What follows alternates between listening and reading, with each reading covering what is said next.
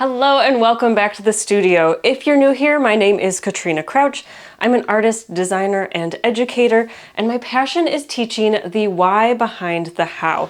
So we're not just doing cookie cutter art techniques or step-by-step tutorials. While those are helpful, my main goal is to teach you why something works and then show you how to use it in your own artwork. With that, in a recent video, I shared some of my favorite drawing techniques, and overwhelmingly the most popular technique was about drawing symmetrically. It's a very simple trick that I've been using for years, and you guys seem to really like it. So I'm excited today to dive in a little bit more into why it works so that you're better able to implement it into your own artwork. So this technique was actually inspired by my journey through the Drawing on the Right Side of the Brain by Betty Edwards. I went through this book originally in high school. I'm not going to tell you how long ago that was, but one of the exercises in here helped me to understand a little bit more about why this technique works, and then eventually I figured out how to apply it to my artwork. If you like art books and you're interested in learning more about drawing, this is a great book option. My professors talked about it in college. My husband is a high school art teacher and he still uses this. If, however, you are not really the art bookish type like myself, then this video should help you with this specific technique. So let's turn the camera around and dive in. Now, the main study of this book is talking about the right side of the brain. The general idea being that the left side of your brain is much more analytical, much more technical, whereas the right side of your brain is more connected with creativity, feelings, and actually allows you to draw more correctly from life because you're not distracted about what's most correct, like on your left side of the brain. Anyway, all this to say, this exercise, which in my edition can be found on page 51, and this exercise has to do with just showing you how difficult it is to draw a mirror image of something that you see. Even though you're kind of doing the same thing, but just in a mirror image, it's actually really difficult for our brain to break that down and to understand it. And so if you'd like to learn more about that exercise, I'll leave some notes in the description, but again, that book is available for you if you are interested in that. But most of the point of that exercise is, again, to point out the fact that it's hard. I don't think that we really need to dive into that. I think we know things are hard without any extra help. The real question is, how can we take that information, maybe use some bonus information, like, did you know that if you are able to hold a pencil in each hand and focus on your dominant hand, which for me is my right hand, and draw at the same time, you're able to get a very close symmetrical match. In most cases, even closer than when you're using your dominant hand for both sides. Now, the example that I'm showing you now is not a great example because I can hardly hold a pencil with my left hand, so the lack of strength in my non-dominant hand did cause some problems there.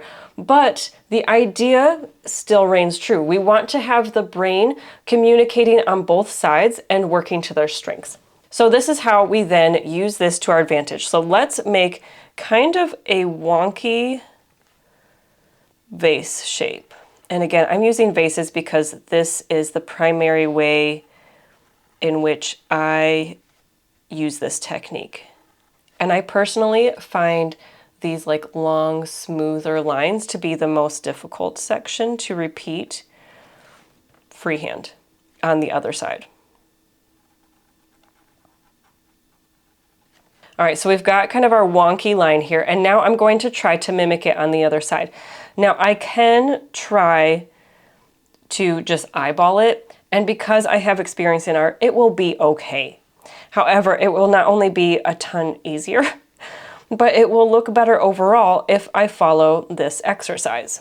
So I'm going to start here, and I'm going to use my non-dominant finger, and I'm just going to trace this line. But I still want to make sure that the pencil in my dominant hand is moving along with it. And so we will try to trace this image. Will it be perfectly exact? Probably not. Certainly not without practice. So you'll want to make sure that you do this on a scrap piece of paper a couple of times just to exercise your mind and warm up before you start taking it to a final piece of paper. You can see I'm already smudging it. This is a soft B pencil, and so it's going to smudge a little bit.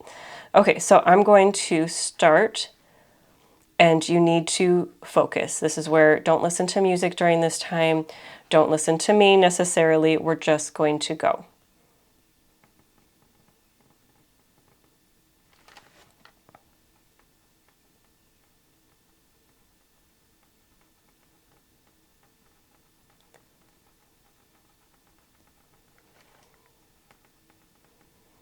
And just with the way that my brain works, I find that sometimes I'm focusing more on my non-dominant hand, and sometimes I'm almost looking in the middle to try and make sure that these are staying relative to each other. So as this goes out, this one goes out.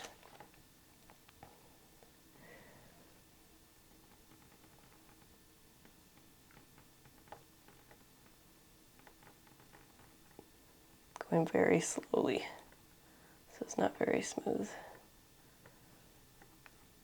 Again, don't talk to your camera while you're doing this, but I'm trying to give you as many tips and helpful comments as I can.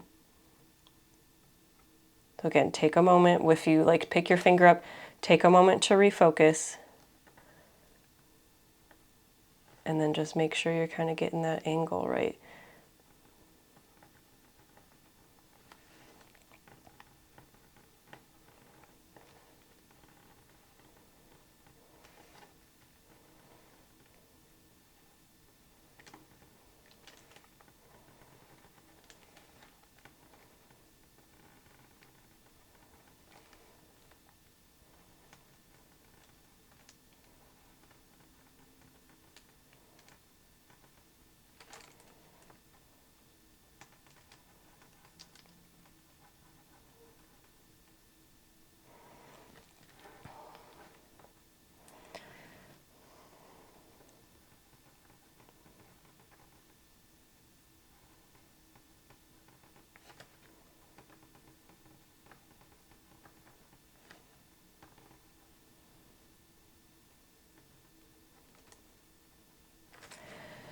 All right, I'm a little nervous. I can already see that this is a little bit rough. And if I had to guess, I need to round out this just a little bit, just kind of smooth this out a little bit. But let's fold the paper and see how we did. And this was all one take. I'm not lying to you guys. Let's try and get these two lined up.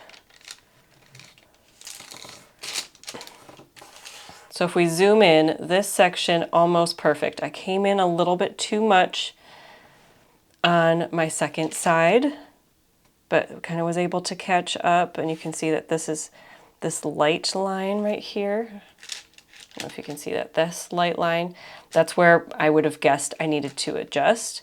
And you can see that it goes and it touches, just about touches the line of our original side. And this got a little wonky, but somehow ended in the same spot. Sometimes I don't even understand fully how it works, but that's where I would say, like, this is pretty close. Like, this is something you can work off of, and that people aren't going to notice as much when you're looking at the full piece. So that's how the exercise works. There's something just kind of magical about how our brains work and how we can create these perfect mirror images by using both sides of our brain. And if you're continuing to struggle, you can use the measuring hat, where you can take this measurement here. So from my finger to eraser, and then eraser to finger, and be like, okay, this section actually needs to stop about here. And then you start again on your line. And let's just see. That would make it spot on. So again, different ways to check yourself along the way, especially if you're like, something's off and I don't know what it is. I can see that the distance here is greater than the distance here. So maybe I take this measurement here and go, okay, we should have ended here. So already knowing that that was off, maybe I do one of these and then start again.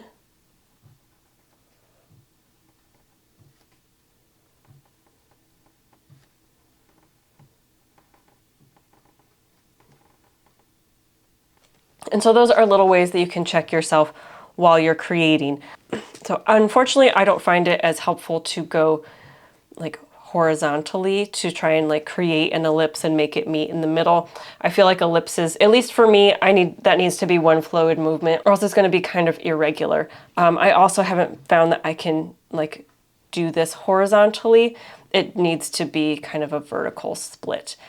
So if you needed to switch your paper over, like if you were doing a reflection of some kind, I would just turn your paper in order to get that to happen, whether it's a reflection in, like very still water, and so there's not a lot of changes between the two. This would be a great exercise to use to help you to capture that.